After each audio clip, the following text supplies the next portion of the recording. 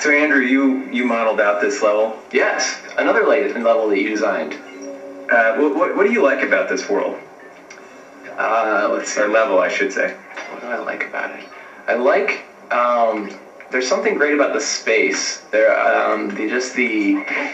the fact that it's taking place, very quickly inside and then outside of these tall, narrow buildings, and that they form both the kind of foreground, sometimes the surroundings, and then actually the background, kind of the sideshow, the thing that you're looking at in the distance. So you're constantly seeing places that you've been before in the level from a distance, from a different vantage point, and I think that gives you this sense of continuous world more than some of the other ones maybe.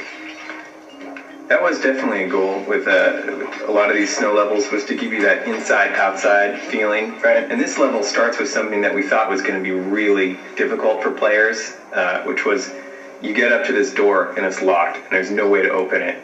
And there are two open windows you can go in, and it's pretty easy to overcome. And this level was actually made before the Paris level, but we had to test it and have people experience the frustration not being able to get through the door to know if it was going to be okay or if it was going to be too aggravating to include in the game.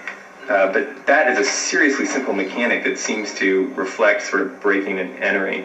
Right. And the whole level is like that. You're going in, you're going out, you're on top of roofs. Always entering through windows, doors. This level has a really bizarro laser grid on the floor. Right. And it's bizarro because there isn't a discernible pattern to how you're supposed to go through it. Right. You look at it and you think, okay, if I study this long enough, I'll see that I need to go left, left, right, left. Right. But really, there's none of that. You can stare at it for 45 minutes and you won't see the same thing again because it's all just slightly out of cadence with each other. Yeah. So you have to, right off, you just have to make it up as you go along. And once you get into the middle of it, it's pretty, I mean, there's, if you're really paying attention, there's enough time to adjust to what's going on, but it's great because you've got everything out of phase enough that it feels very almost random. One thing about this level too, this is maybe one of the cases where we learned a little bit about not having the level designers model out quite as much of the actual terrain or the walls and things like that. So the buildings initially in this were fairly tightly modeled,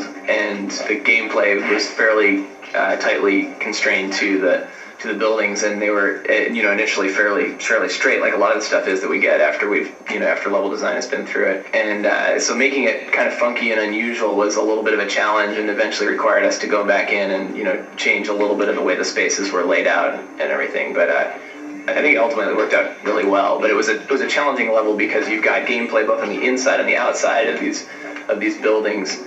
So the wall is very, in a lot of places we've got room to just push back the wall in places here and there, and in this one it was very tight and brought up its own unique challenges that I think a lot of the other ones didn't have.